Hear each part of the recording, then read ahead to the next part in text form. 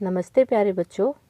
आज हम aldehyde, ketones and carboxylic acid part 2 के बारे में पढ़ेंगे। Class 12 chapter 12 aldehyde and ketones के बारे में हम स्टडी कर चुके हैं। अब पार्ट 2 में हम कार्बोक्सिलिक एसिड के बारे में जानेंगे। कार्बोक्सिलिक एसिड ऐसे कंपाउंड होते हैं जिनके अंदर COOH ग्रुप प्रेजेंट होता है।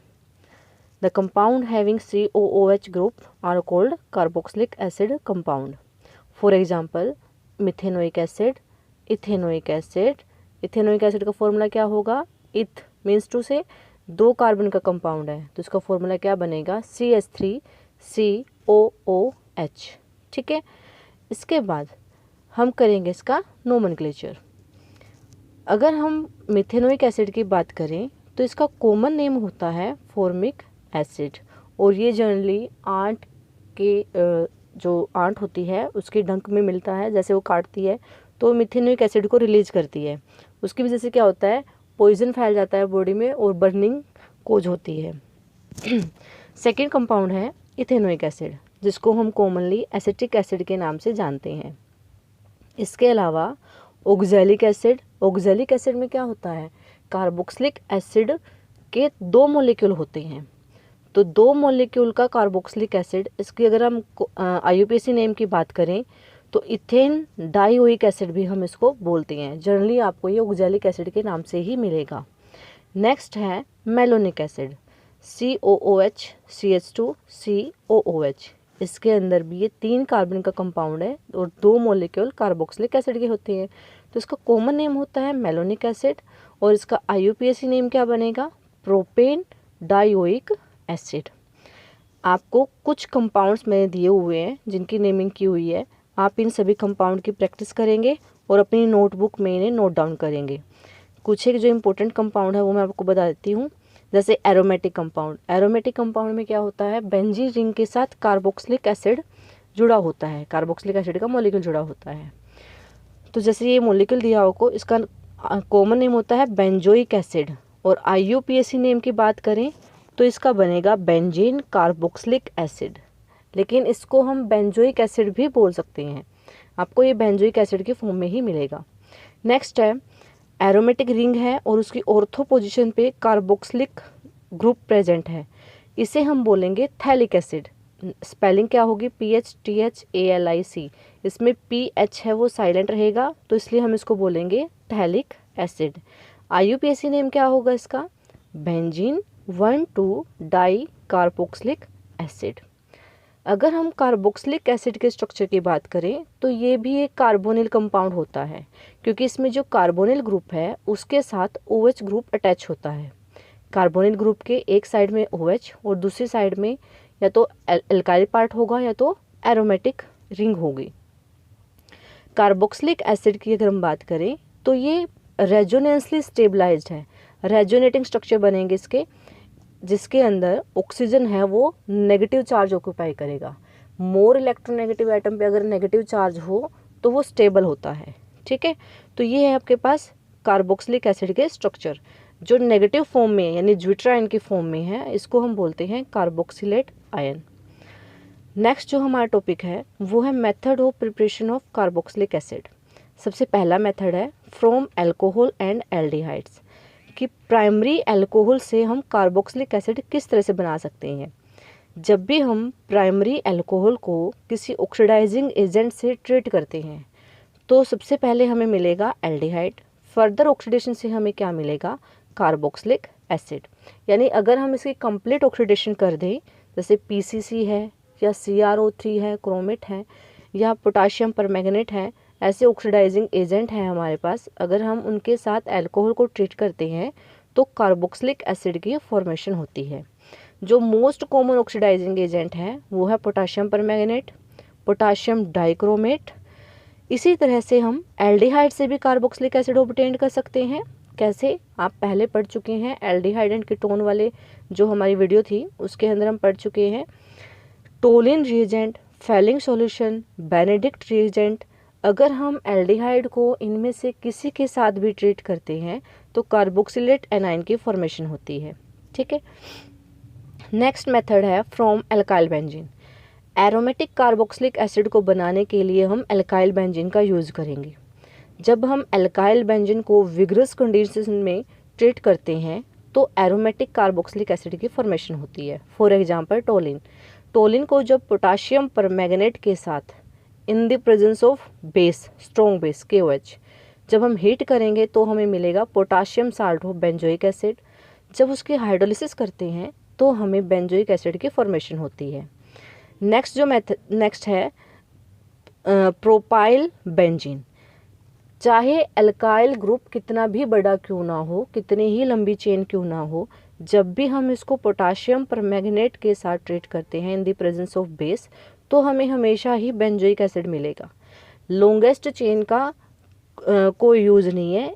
सिंपली क्या होगा कि जो पोटाशियम परमैंगनेट है वो ऑक्सीडेशन करता है और एल्काइल पार्ट को कार्बोक्सिलिक जो ग्रुप है उसके अंदर कन्वर्ट कर देता है। तो आपको एल्काइल बेंजीन से क्या मिलेगा? बेंजोइक एसिड यानी एरोमेटिक कार्बोक्सिलिक एसिड। थर्ड जो मेथड है वो है from nitriles and amides. Nitriles को हम हाइड्रोलाइज कर सकते हैं एमाइड में और फिर हम एमाइड की हाइड्रोलिसिस कर सकते हैं तो उससे हमें क्या मिलेगा? Carboxylic acid. बहुत इंपॉर्टेंट मेथड है। क्यों इंपॉर्टेंट है?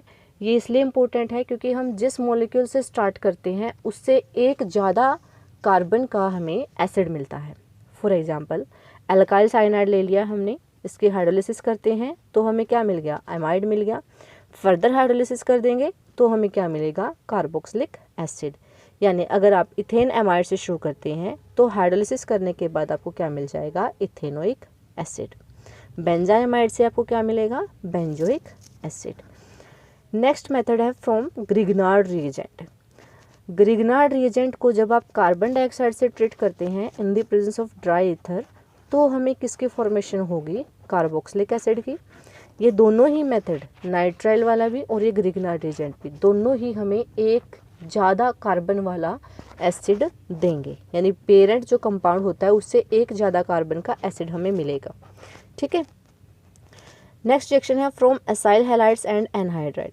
जब भी एसाइल हैलाइड्स को या एनहाइड्राइड को हाइड्रोलाइज करते हैं तब भी हमें किसकी फॉर्मेशन होती है? कार्बोक्सिलिक एसिड की। इंपॉर्टेंट मेथड है ये। जैसे कि बेंजोइक एनहाइड्राइड आपको दे दिया, हाइड्रोलिसिस करोगे तो क्या मिलेगा? बेंजोइक एसिड मिलेगा। बेंजोइक इथेनोइक एनहाइड्राइड को ट्रीट करोगे तो उससे आपको क्या मिलेगा? एक बेंजोइक एसिड का मॉलिक्यूल मिलेगा और एक इथेनोइक एसिड का, क्योंकि ये दो मॉलिक्यूल्स में टूट जाएगा। ऑक्सीजन के बीच की जो लिंकेज है वो ब्रेक हो जाएगी और आपको दो टाइप के एसिड मिलेंगे। सिक्स्थ जो टाइप है वो है फ्रॉम एस्टर। एस्टर को भी हाइड्रोलाइज करने के बाद हमें किसकी फॉर्मेशन होती है? कार्बोक्सिलिक एसिड की। ये सेपोनिफिकेशन रिएक्शन का रिवर्स होता है। सेपोनिफिकेशन रिएक्शन में क्या होता है? एसिड को अल्कोहल से ट्रीट करते हैं और हमें एस्टर की फॉर्मेशन होती है। ये उसका रिवर्स होता है। ठीक है। यानी एस्टर को हम वापस एसिड और अल्कोहल में कन्वर्ट कर रहे हैं। जब भी आप एस्टरिफिकेशन ये रिएक्शन करोगे तो इसमें क्या होगा? डी एस्टरिफिकेशन रिएक्शन होगी। डी एस्टरिफिकेशन का मतलब क्या है कि एस्टर ब्रेक होके एसिड और अल्कोहल में कन्वर्ट हो जाएगा। फिजिकल प्रॉपर्टीज़ की अगर हम बात करें तो जो एलिफेटिक कार्बोक्सिलिक एसिड होते हैं वो कलरलेस होते हैं और जनरली डायमेरिक फॉर्म में एग्जिस्ट करते हैं इन वेपर स्टेट। अब एक क्वेश्चन यहाँ से अराइज होता है कि जो कार्बोक्सिलिक एसिड है उनका बॉइलिंग पॉइंट एल्डिहाइड और कीटोन से ज़्यादा होता है। ऐसा क्यों होता है? ऐसा इनके डायमेरिक बिहेवियर की वजह से होता है, क्योंकि जो एसिड के मॉलिक्यूल होते हैं वो एसोसिएशन में चले जाते हैं। यानी due to more extensive association of carboxylic molecule तो इनमें क्या होगा? इंटरमोलिकुलर हाइड्रोजन बॉन्डिंग इंक्रीज हो जाएगी। इंटरमोलिकुलर हाइड्रोजन बॉन्डिंग जितनी ज़्यादा होगी उतना ही इनको ब्रेक करना डिफ़िकल्ट होगा और उस वजह से इनका जो बॉइलिंग पॉइंट है वो एल्डिहाइड और कीटोन से ज़्यादा होगा। इंपॉर्टेंट क्वेश्चन है, आपके पास ये कंसेप्चुअल क्वेश्चन के फॉर्म में आ सकता है। ठीक है। नेक्स्ट जो फिजिकल प्रॉपर्टी है वो है सोल्युबिलिटी। कि जो सोल्युबिलिटी है कार्बोक्सिलिक कंपाउंड की वो डिक्रीज होती है with increase in number of carbon atom. ऐसा क्यों होता है? क्योंकि जैसे जैसे कार्बन चेन बढ़ती जाएगी तो उससे क्या होगा? जो हाइड्रोफोबिक इंट्रैक्शन है हाइड्रोकार्बन पार्ट की वो बढ़ती जाएगी। उसकी वजह से जो पोलर पार्ट है वो, उसकी जो इंट्रैक्शन है पोलर इंट्रैक्शन है वो डिक्रीज होती जाएगी और जो सोल्युबिलिटी है वो भी कम होती जाएगी। केमिकल रिएक्शंस के बारे में अगर हम स्टडी करें तो ये 3 टाइप की होती है। फर्स्ट है reaction involving cleavage of OH bond, कि जब हम OH बॉन्ड, ये 3 तरीके से पढ़ सकते हैं। पहले में क्या होगा कि OH बॉन्ड की ब्रेकेज होगी, दूसरे में क्या होगा कार्बन और OH का जो बीच का बॉन्ड है उसकी ब्रेकेज होगी, और तीसरे पोर्शन में क्या होगा, जो तीसरा पार्ट होगा उसमें क्या होगा कि पूरा का पूरा कार्बोक्सिलिक मॉलिक्यूल है वो ब्रेक हो जाएगा। ठीक है, तो सबसे पहला टाइप है reaction involving cleavage of OH bond. इसमें हम पढ़ेंगे एसिडिटी के बारे में, reactions of acids with metal, यानी जब भी हम कार्बोक्सिलिक एसिड को किसी भी मेटल से ट्रीट करते हैं, मेटल का नेचर कैसा होता है, इलेक्ट्रोपॉजिटिव होती है नेचर में, तो जब भी हम मेटल को ट्रीट करते हैं कार्बोक्सिलिक एसिड से, तो जो कार्बोक्सिलिक एसिड के अंदर हाइड्रोजन प्रेजेंट होता है वो मेटल से रिप्लेस हो जाता है, क्योंकि मेटल का जो नेचर है वो हाइड्रोजन से ज़्यादा इलेक्ट्रोपॉजिटिव होता है, तो वो उसको रिप्लेस कर देती है और हमें कार्बोक्सिलेट एनायन की फॉर्मेशन होती है, साथ में यहाँ से हाइड्रोजन गैस इवोल्व होती है। ठीक है, कार्बोक्सिलिक एसिड वाटर में भी डिजोल्व हो जाते हैं, और वाटर में डिजोल्व होने के बाद ये हमें कार्बोक्सिलेट आयन देते हैं। स्ट्रक्चर हमने इसका पहले पढ़ा था, तो जो कार्बोक्सिलेट आयन है वो रेजोनेंस स्टेबलाइज्ड होता है। इसके 2 स्ट्रक्चर बनते हैं जब हम इसकी रेजोनेंस करते हैं, तो ये रेजोनेंस स्टेबलाइज होता है। क्यों? क्योंकि जो नेगेटिव चार्ज है वो ऑक्सीजन के ऊपर होता है, more electronegative oxygen negative charge को आसानी से कैरी कर सकती है, तो इस वजह से कार्बोक्सिलेट आयन ज़्यादा स्टेबल होता है। एक क्वेश्चन यहाँ से एसिडिटी पे ये राइज होता है कि जो कार्बोक्सिलिक एसिड है वो मिनरल एसिड से तो वीक होते हैं। मिनरल एसिड हम किसको बोलते हैं, जैसे हाइड्रोक्लोरिक एसिड है, सल्फ्यूरिक एसिड है, नाइट्रिक एसिड है, उनसे तो कार्बोक्सिलिक एसिड वीक होते हैं क्योंकि वो आसानी से H पॉजिटिव में ब्रेक हो जाता है, उनकी कंप्लीट डीलोकलाइजेशन होती है। जबकि कार्बोक्सिलिक एसिड की हम बात करें तो ये कम्प्लीटली इनकी ब्रेकेज नहीं हो पाती, इस वजह से मिनरल एसिड ज़्यादा स्ट्रॉन्ग एसिड होते हैं as compare to carboxylic acid. लेकिन अल्कोहल और फिनोल से कार्बोक्सिलिक एसिड ज़्यादा स्ट्रॉन्ग एसिडिक है। ऐसा क्यों? ऐसा इसलिए क्योंकि कार्बोक्सिलिक एसिड में जैसे हम पहले ही बात कर चुके कि नेगेटिव चार्ज ऑक्सीजन पे आता है तो वो रेजोनेंसली स्टेबलाइज है। लेकिन अगर हम फिनोल की बात करें तो फिनोक्साइड आयन पे जो नेगेटिव चार्ज आएगा इसके रेजोनेटिंग स्ट्रक्चर में वो कार्बन पे आता है। कार्बन पे नेगेटिव चार्ज, ऑक्सीजन पे पॉजिटिव आएगा और कार्बन पे नेगेटिव चार्ज, ये उल्टा हो गया क्योंकि कार्बन इतना ज़्यादा इलेक्ट्रोनेगेटिव नहीं है। कार्बन ऑक्सीजन के कंपैरिजन में इलेक्ट्रोपॉजिटिव है और उस पर नेगेटिव चार्ज मीन्स इनस्टेबिलिटी, यानी वहाँ पे वो रेजोनेटिव स्ट्रक्चर वो इतना स्टेबल नहीं है। तो जो फिनोक्साइड आयन है वो नॉन स्टेबलाइज रेजोनेटिव स्ट्रक्चर की फॉर्मेशन करता है। इस वजह से फिनोल कार्बोक्सिलिक एसिड से कम एसिडिक होता है। अब हम पढ़ते हैं effect of substituent on acidity. हमारे पास 2 टाइप के सब्स्टिट्यूएंट होते हैं, इलेक्ट्रॉन विड्रॉइंग ग्रुप और electron donating group. Electron withdrawing का काम क्या होता है, इलेक्ट्रॉन को विड्रॉ करना, खींचना अपनी तरफ, ठीक है, यानी वो। और इलेक्ट्रॉन डोनेटिंग ग्रुप का काम क्या होता है, इलेक्ट्रॉन डोनेट करना है, इलेक्ट्रॉन डेंसिटी को इंक्रीज करना। अगर हम इलेक्ट्रॉन विड्रॉइंग ग्रुप की बात करें कार्बोक्सिलिक एसिड के साथ, तो वो क्या करेंगे, इलेक्ट्रॉन को अपनी तरफ विड्रॉ करेंगे, जिससे कि जो ऑक्सीजन पे नेगेटिव चार्ज है वो कम हो जाएगा, यानी जो हमारा कंपाउंड होगा वो स्टेबल हो जाएगा, स्टेबिलिटी आ जाएगी। तो जो इलेक्ट्रॉन विड्रॉइंग ग्रुप है वो कार्बोक्सिलेट एनायन को स्टेबल करते हैं और एसिड को स्ट्रॉन्ग बनाते हैं।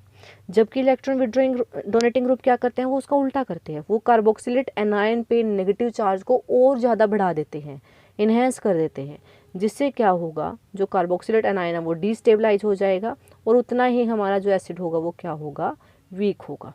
ठीक है, अब कुछ एक कंपाउंड दिए हुए हैं, इनको हम एसिडिक ऑर्डर में लगाएंगे, increasing order of acidic character. तो इसमें हम क्या देखते हैं कि जैसे जैसे इलेक्ट्रॉन विड्रॉइंग ग्रुप बढ़ता जाएगा वैसे वैसे एसिडिटी बढ़ती जाएगी। अब अगर हम हैलोजन की बात करें तो सबसे स्ट्रॉन्ग इलेक्ट्रोनेगेटिव कौन सा है, फ्लोरीन, फिर क्लोरीन, फिर आगे ब्रोमीन। तो अगर हम फ्लोरीन और क्लोरीन इलेक्ट्रॉन विड्रॉइंग ग्रुप में बात करें तो जहाँ पे फ्लोरीन होगा वो ज़्यादा एसिडिक होगा एज कम्पेयर टू क्लोरीन। ठीक है, अगर हम क्लोरीन और नाइट्रो ग्रुप में चेक करें तो क्लोरीन ज़्यादा इलेक्ट्रॉन विड्रॉइंग ग्रुप है तो वो क्या करेगा, वो ज़्यादा एसिडिक बनेगा, फिर नाइट्रो आ जाएगा, फिर साइनाइड आ जाएगा। तो ये है इनका एसिडिक कैरेक्टर का डिक्रीजिंग ऑर्डर आपको दिया हुआ है।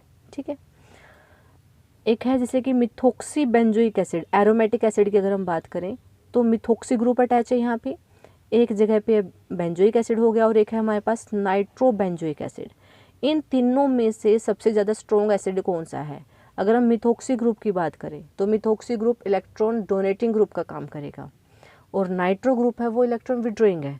तो जो 4 नाइट्रो बेंजोइक एसिड है वो ज़्यादा एसिडिक है, फिर उसके बाद आ जाएगा बेंजोइक एसिड और फिर जहाँ पे इलेक्ट्रॉन डोनेटिंग ग्रुप प्रेजेंट है वो, यानी 4 मिथोक्सी बेंजोइक एसिड सबसे वीक एसिड है। इलेक्ट्रॉन विड्रॉइंग ग्रुप की प्रेजेंस फिनाइल ग्रुप पे एसिडिक करेक्टर को बढ़ाती है और electron donating presence acidic character को कम कर देती है। सेकेंड टाइप की रिएक्शन की अगर हम बात करें, reaction involving cleavage of carbon और ऑक्सीजन बॉन्ड ब्रेकेज। जब हम इसकी बात करते हैं, सबसे पहला है इसमें formation of anhydride. Ethanoic acid के 2 मॉलिक्यूल ले लेते हैं। जब हम इनको मिनरल एसिड के साथ ट्रीट करते हैं या P2O5 को यानी फॉस्फोरस पेंटाऑक्साइड के साथ ट्रीट करते हैं तो इथेनोइक एनहाइड्राइड की फॉर्मेशन होगी, क्योंकि यहाँ से वाटर का रिमूवल हो जाता है। ठीक है। सेकेंड जो रिएक्शन है वो है एस्टरिफिकेशन रिएक्शन। कार्बोक्सिलिक एसिड को जब हम अल्कोहल से ट्रीट करते हैं तो हमें किसकी फॉर्मेशन होती है? एस्टर की फॉर्मेशन होती है और ये रिएक्शन जनरली मिनरल एसिड के प्रेजेंस में कैरी की जाती है। ठीक है। इस रिएक्शन को बोलते हैं एस्टरिफिकेशन रिएक्शन। ठीक है। मैकेनिज्म देखें, सबसे पहले क्या होगा, कार्बोक्सिलिक एसिड जब मिनरल एसिड से ट्रीट करेंगे तो जो ऑक्सीजन के ऊपर लोन पेयर है वो H पॉजिटिव को अट्रैक्ट कर लेंगे, ऑक्सीजन पे पॉजिटिव चार्ज आ जाएगा। सेकेंड स्टेप में क्या होगा कि जो अल्कोहल का मॉलिक्यूल है वो कार्बन जो कि इलेक्ट्रोपॉजिटिव है, यहाँ पे पार्शियल पॉजिटिव चार्ज आएगा, कार्बन पे अटैक करेगा और बॉन्ड की ब्रेकेज होगी कार्बन ऑक्सीजन डबल बॉन्ड की। इससे हमारे पास टेट्राहाइड्रल इंटरमीडिएट की फॉर्मेशन होगी। फिर नेक्स्ट स्टेप में क्या होगा, प्रोटॉन ट्रांसफ़र होगा। एक ही कार्बन पे 2 OH मॉलिक्यूल है जो डिस्टेबलाइज होता है, तो यहाँ से वाटर की रिमूवल हो जाएगी और हमें एस्टर की फॉर्मेशन हो जाएगी। ये इसका मैकेनिज्म है, आप ध्यान से कर लेना, प्रैक्टिस करोगे तो समझ आ जाएगा। नेक्स्ट रिएक्शन है reaction with PCl3, PCl5 and SOCl2। जब भी आप एसिड को PCl3 या PCl5 से ट्रीट करते हैं तो हमें क्या मिलेगा, एसिड क्लोराइड की फॉर्मेशन होगी। ठीक है, RCOCl की फॉर्मेशन होगी एसिड क्लोराइड। SOCl2 से ट्रीट करोगे तब भी हमें एसिड क्लोराइड की फॉर्मेशन होगी। इनमें डिफरेंस क्या है, इनमें डिफरेंस ये है कि जब हम SOCl2 से ट्रीट करेंगे तो साइड प्रोडक्ट में गैसेज होती हैं, सल्फर डाइऑक्साइड और हाइड्रोक्लोरिक एसिड दोनों गैसेज हैं जो आसानी से रिमूव हो जाएगी और हमें प्योर एसिड क्लोराइड की फॉर्मेशन होगी। तो इसीलिए जो रिएक्शन SOCl2 के साथ होती है, थायनाइल क्लोराइड के साथ होती है, वो बेटर होती है, बेस्ट होती है, क्योंकि उसमें हमें प्योर कंपाउंड की फॉर्मेशन होगी। नेक्स्ट सेक्शन है रिएक्शन विद अमोनिया। तो जब भी आप कार्बोक्सिलिक एसिड को अमोनिया से ट्रीट करोगे तो अमोनियम एसिटेट की फॉर्मेशन होगी, यानी जो नाइट्रोजन के ऊपर लोन पेयर है वो H हाइड्रोजन को, कार्बोक्सिलिक एसिड में से हाइड्रोजन को निकाल लेगा वहाँ से, क्योंकि अमोनिया क्या है, एक बेस का काम करता है, तो वो प्रोटॉन को एक्सेप्ट कर लेगा और उससे हमें अमोनियम एसिटेट की फॉर्मेशन होगी। हीटिंग के बाद वाटर की रिमूवल हो जाएगी और एमाइड की फॉर्मेशन होगी, यानी हमें एसिटा एमाइड मिल जाएगा। बेंजोइक एसिड को जब अमोनिया से ट्रीट करते हैं तो हमें बेंजा एमाइड की फॉर्मेशन होगी। इसी तरह से एक और एग्जाम्पल दिया हुआ है, ऑक्जेलिक एसिड को जब आप अमोनिया से ट्रीट करोगे तो दोनों ही कार्बोक्सिलिक मॉलिक्यूल है, तो दोनों की अमोनोलिसिस होगी और हमें क्या मिल जाएगा, थैलामाइड। स्ट्रॉन्ग हीटिंग पे क्या होगा, थैलीमाइड की फॉर्मेशन होगी। ठीक है, यानी जैसे एनहाइड्राइड मिलता है ना, ऐसे ही थैलियमाइड की फॉर्मेशन होती है। उसके बाद reaction involving COOH group. Carboxylic acid की रिडक्शन होगी जब हम इसको लिथियम एल्यूमिनियम हाइड्राइड के साथ ट्रीट करते हैं in the presence of ether. Lithium aluminium hydride के बजाय आप डाइबोरेन भी यूज कर सकते हैं। तो जब भी आप एसिड को इन रिड्यूसिंग एजेंट से ट्रीट करते हैं तो अल्कोहल की फॉर्मेशन होगी।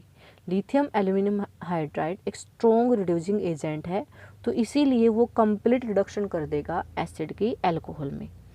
सेकेंड जो रिएक्शन है वो है डीकार्बोक्सिलेशन।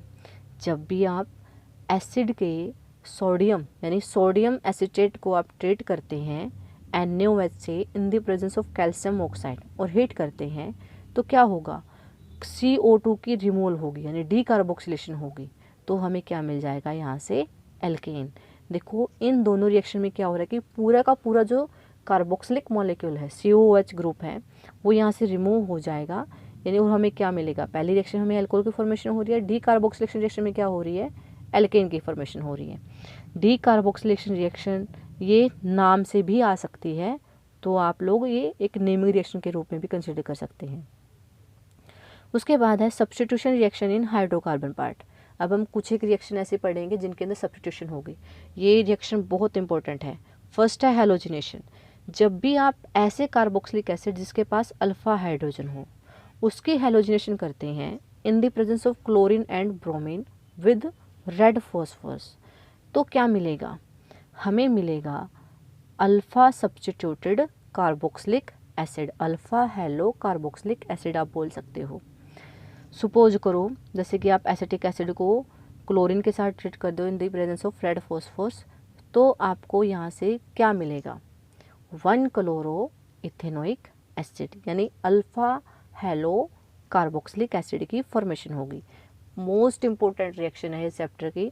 इस रिएक्शन को हम बोलते हैं HVZ के नाम से भी आ सकती है या हेल-वोल्हर्ड-जेलेंस्की रिएक्शन। मोस्ट इंपॉर्टेंट रिएक्शन है।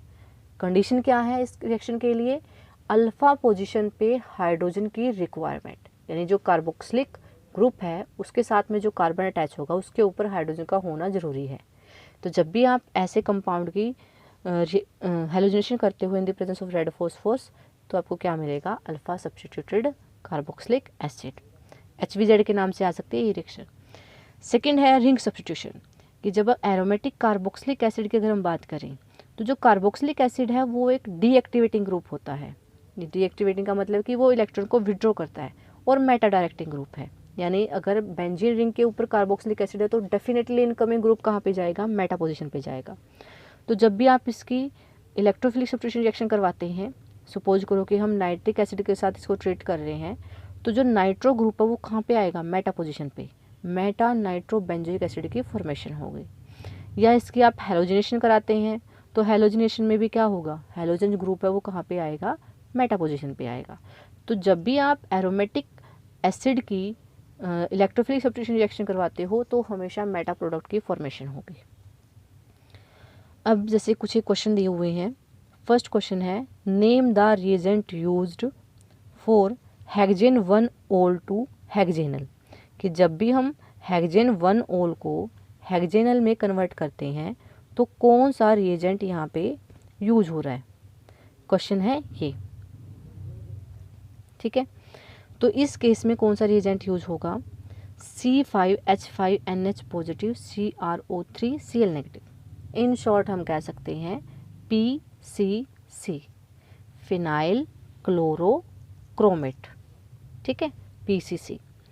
सेकेंड जो है इसके अंदर सेकेंड पार्ट है, साइक्लोहेक्सेनोल को जब आप साइक्लोहेक्सेनोन में कन्वर्ट करते हो, यानी अल्कोहल को कीटोन में कन्वर्ट कर रहे हो, अल्कोहल को कीटोन में कन्वर्ट कर रहे हो, तो कौन सा रिएजेंट होगा, डेफिनेटली पोटाशियम परमैंगनेट यूज कर सकते हो या potassium dichromate in acidic medium. ठीक है, सेकेंड क्वेश्चन है, arrange the following in increasing order of their boiling point. आपको कुछ एक कंपाउंड दिए हुए हैं, जैसे एल्डिहाइड है, कौन से, पहला पॉइंट है CH3 CH2 CH2 CHO, 4 carbon का एल्डिहाइड, तो क्या होगा, ब्यूटेनल। उसके बाद 4 कार्बन का अल्कोहल, ब्यूटेनोल, और आपको दिया हुआ है डाइथाइल ईथर, और एक दिया हुआ है पेंटेन। इन सब को आपने किसके अंदर अरेंज करना है, increasing order of boiling point.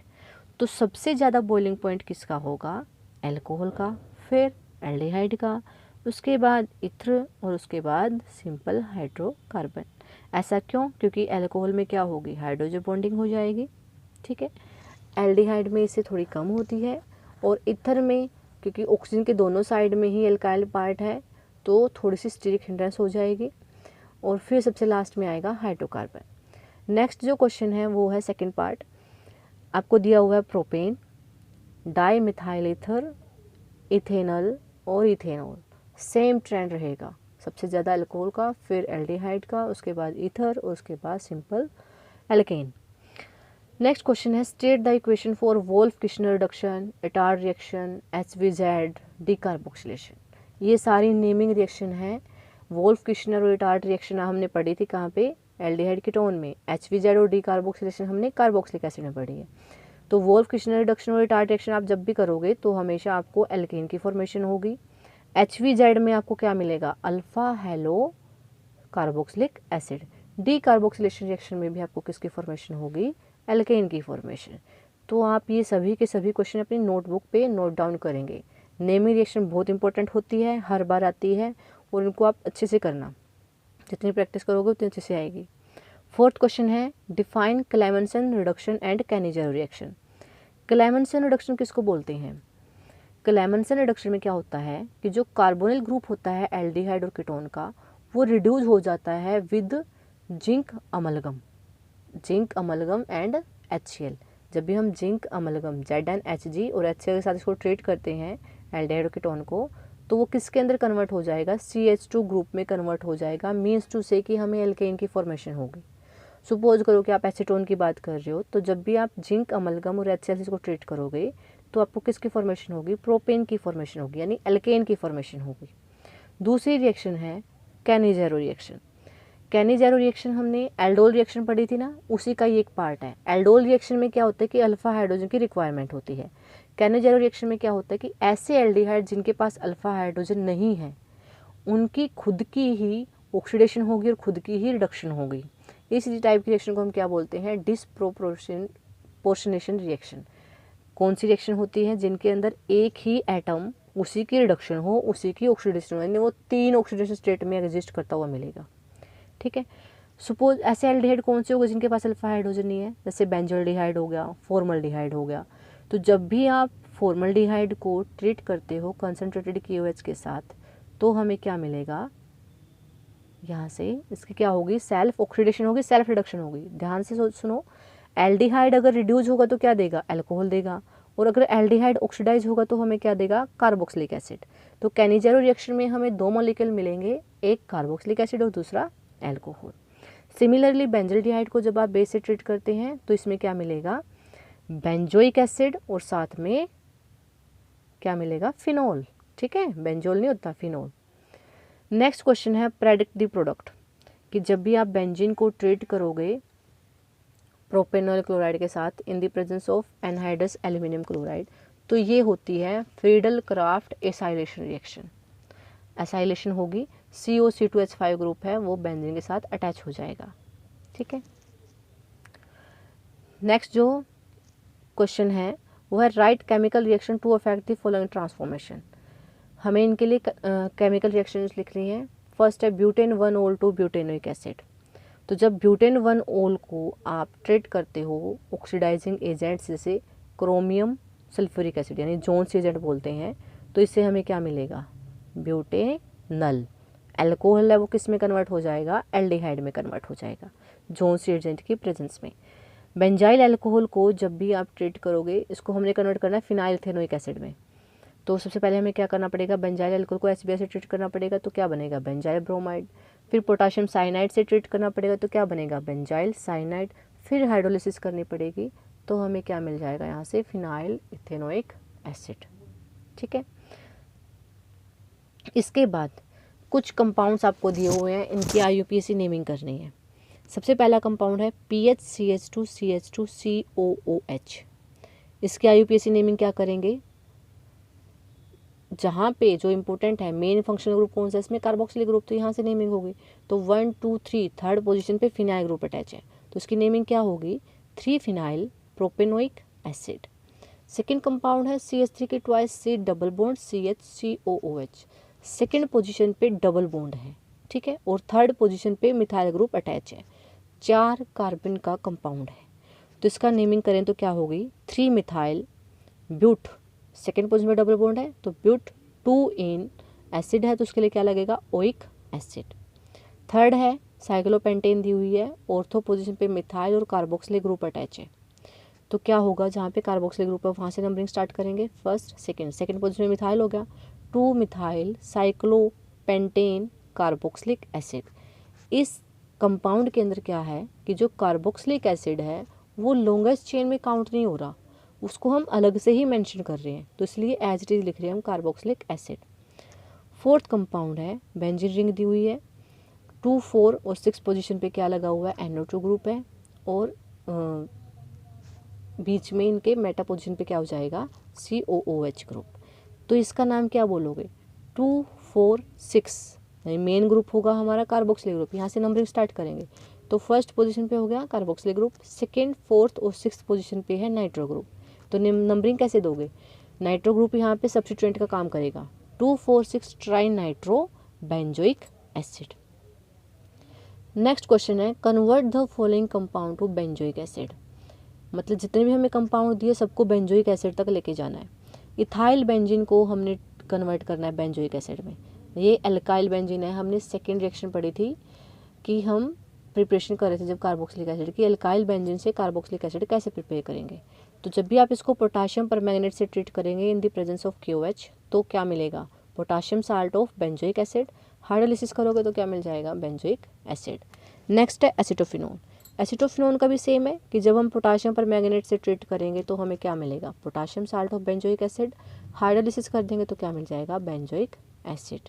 Bromobenzene से कैसे ट्रीट करेंगे, हेलोबेंजीन को जब आप मैग्नीशियम से ट्रीट करोगे तो आपके पास ग्रिग्नार्ड रिएजेंट बन जाएगा।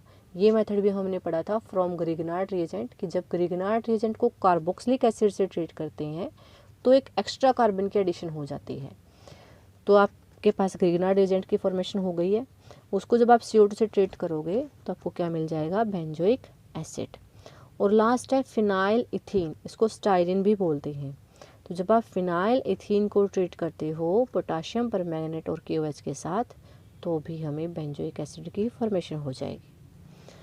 नेक्स्ट क्वेश्चन है, एन ऑर्गेनिक कंपाउंड A जिसका मोलिकुलर फॉर्मूला दिया हुआ है C8H8O forms an orange red precipitate with 2,4-DNP reagent, Brady reagent बोल देते थे इसको। तो एक कंपाउंड है जिसका मोलिकुलर फॉर्मूला है C8H8O, उसके ऑरेंज रेड कलर के प्रेसिपिटेट मिलते हैं जब भी ब्रैडी रिएजेंट से उसको ट्रीट करते हैं, and give yellow precipitate on heating with iodine in the presence of sodium hydroxide. यानी जब उसको हीट कर देते हैं सोडियम हाइड्रोक्साइड की प्रेजेंस में विद आयोडीन के साथ तो येलो प्रेसिपिटेट बनते हैं। और ना ही ये कंपाउंड टोलिन और फैलिंग रिएजेंट को रिड्यूस करता है, nor does it decolourise bromine water और बेयर रिएजेंट, ना ही ये ब्रोमीन वाटर से ट्रीट करता है और ना ही बेयर रिएजेंट से। तो देखो टोलिन और फैलिंग से कौन रिएक्ट करता है, एल्डिहाइड। तो ये एल्डिहाइड तो डेफिनेटली नहीं है, ठीक है। ब्रोमीन वाटर और बेयर रिएजेंट से भी नहीं रिएक्ट करता, तो इसमें मीन्स इसमें अनसैचुरेशन भी नहीं है। On drastic oxidation with chromic acid it gives A carboxylic acid having molecular formula C7H6O2। अब हमें इस कंपाउंड को आइडेंटिफाई करना है।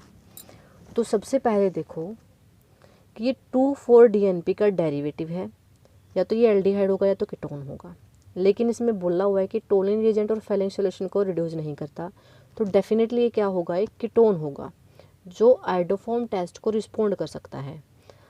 हो सकता है ये मिथाइल कीटोन हो, आइडोफॉर्म टेस्ट देता है ना, तो मिथाइल कीटोन भी हो सकता है। तो जो मोलिकुलर फॉर्मूला होगा A का, इसमें हाई डिग्री ऑफ अनसैचुरेशन अगर बात करें तो वो भी हो सकती है, क्योंकि इसमें बोला है कि ब्रोमीन वाटर और बेयर रिएजेंट का ट्रीट नहीं करता, तो अनसैचुरेशन भी नहीं है। तो क्या होगा, सोचना पड़ेगा। इसका मतलब कि इसमें unsaturation due to an aromatic ring ये हो सकता है, मतलब सिंपली ये एलिफेटिक अनसैचुरेटेड कंपाउंड तो नहीं है, एरोमेटिक कंपाउंड की पॉसिबिलिटी है। अब जो कंपाउंड B है वो हमें ऑक्सीडेटिव प्रोडक्ट देता है कीटोन का, तो इट मीन्स क्या है कि कार्बोक्सिलिक एसिड बनेगा। तो मोलिकुलर फॉर्मूला ऑफ B क्या बताता है कि ये एक बेंजोइक एसिड होना चाहिए, और कंपाउंड A फिर क्या बनेगा कि वो मोनो सब्स्टिट्यूटेड कीटोन हो सकता है। ऐसा क्यों, क्योंकि देखो B का फॉर्मूला है C7 और A का फॉर्मूला है C8, यानी एक कार्बन ज़्यादा। तो अगर हमारे पास जो B वो बेंजोइक एसिड है तो A क्या होगा, मिथाइल सब्स्टिट्यूटेड बेंजोइक एसिड होगा, यानी कीटोन होगा, सॉरी। तो इसीलिए जो A है वो हमारे पास क्या होगा, फिनाइल मिथाइल कीटोन, यानी एसिटोफिनोन। फिनाइल जो रिंग है उसके ऊपर COCH3 ग्रुप प्रेजेंट होगा। तो जब भी हम इसको 2,4-DNP यानी ब्रैडी रिएजेंट से ट्रीट करते हैं तो हमें रेड ऑरेंज कलर के प्रेसिपिटेट मिलेंगे, और उसको जब भी हम ट्रीट करेंगे आयोडीन के साथ तो येलो में कन्वर्ट हो जाएगा, यानी ये आइडोफॉर्म टेस्ट भी दे सकता है क्योंकि इसमें COCH3 ग्रुप है। उसकी ऑक्सीडेशन करेंगे क्रोमिक एसिड के साथ, तो हमें क्या मिल जाएगा यहाँ से, बेंजोइक एसिड। तो समझ आया बच्चों, ए कंपाउंड हमारा क्या है, एसिटोफिनोन, और बी कंपाउंड हमारा क्या होगा, बेंजोइक एसिड। आपको step by step, 1 by 1 step रखने पड़ेंगे, तब आपको पता लगेगा कि देखो पहला स्टेप था टोलिन और फेलिन रिएजेंट को यूज नहीं, मतलब रिड्यूस नहीं करता, इट मीन्स एल्डिहाइड नहीं है, कीटोन होगा। आइडोफॉर्म टेस्ट देता है, इट मीन्स इसके अंदर COCH3 ग्रुप प्रेजेंट होगा, ठीक है। और लास्ट में इसने बोला था कि ऑक्सीडेशन होने पे हमें C7H6O2 कंपाउंड दे रहा है, इट मीन्स ये बेंजोइक एसिड है। ब्रोमीन के साथ टेस्ट नहीं देता, बेयर रिएजेंट को रिड्यूस नहीं करता, इट मीन्स अनसैचुरेशन नहीं है, एलिफेटिक कंपाउंड तो डेफिनेटली नहीं है, तो ये कौन सा बनेगा, एरोमेटिक कंपाउंड बनेगा। तो बी है बेंजोइक एसिड और ए है एसिटोफिनोन। लास्ट क्वेश्चन जो मैं आपको करवाने जा रही हूँ वो है give chemical test to distinguish between the following pair. First है ब्यूटेनल एंड ब्यूटेन 2 एक एल्डिहाइड और दूसरा कीटोन है, तो इनको तो हम आसानी से सेपरेट कर सकते हैं। टोलिन रिएजेंट का टेस्ट ले लो। ऐड अमोनी, जब हम ammoniacal solution of silver nitrate का ऐड करते हैं, ब्यूटेनल और ब्यूटेन 2 दोनों टेस्टों में ले लेते हैं इनको, एक में ब्यूटेनल ले लिया, एक में ब्यूटेन 2 दोनों में टोलिन रिएजेंट को ऐड करते देखते हैं, जिसमें सिल्वर मिरर कलर की फॉर्मेशन होगी वो हमारा एल्डिहाइड होगा, और जिसमें सिल्वर मिरर नहीं बनेगा वो कीटोन होगा। तो जो ब्यूटेन 2 है ये कीटोन है, ये इस टेस्ट को नहीं देगा। सेकेंड जो हम कर सकते हैं वो है फेरिक क्लोराइड टेस्ट। जब भी न्यूट्रल फेरिक क्लोराइड को दोनों में ऐड करते हैं तो आयरन फिनोल कॉम्प्लेक्स की फॉर्मेशन होगी, जिसकी वजह से वॉयलेट कलर अपीयर होगा, ठीक है। तो बेंजोइक एसिड और फिनोल की अगर हम बात करें तो इनमें से बेंजोइक एसिड है ये टेस्ट नहीं देगा, लेकिन जो फिनोल है वो कॉम्प्लेक्स बना लेगा फेरिक क्लोराइड के साथ और वॉयलेट कलर की अपीयरेंस होगी, ठीक है बच्चों। अब कुछ अनसॉल्व्ड क्वेश्चन दिए हुए हैं मैंने, ये आपकी एक्सरसाइज में से ही है, ये आपको खुद करने होंगे।